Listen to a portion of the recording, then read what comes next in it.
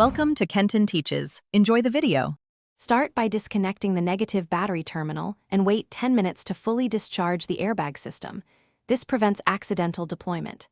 Wear eye protection and keep a charged fire extinguisher nearby. Gather tools: T30 Torx screwdriver, 10 mm socket, 1/2-inch breaker bar, trim pry tools, and a marker. Center the wheels and mark the steering wheel alignment on the column with a pen or tape to preserve steering angle. Record radio codes and vehicle settings before starting, and work on a flat surface with the wheels blocked. Turn the wheel to expose 2 Torx access holes on the wheel back and remove the 2 T30 Torx screws with a long bit extension. Pull the airbag module straight away from the wheel with firm, even force.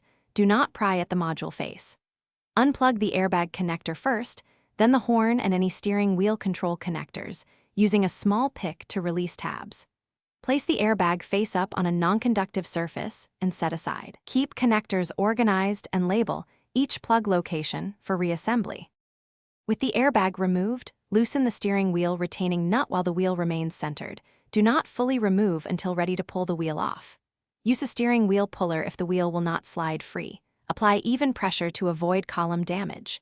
Remove the wheel, inspect the splines and wiring for wear, and clean contact surfaces.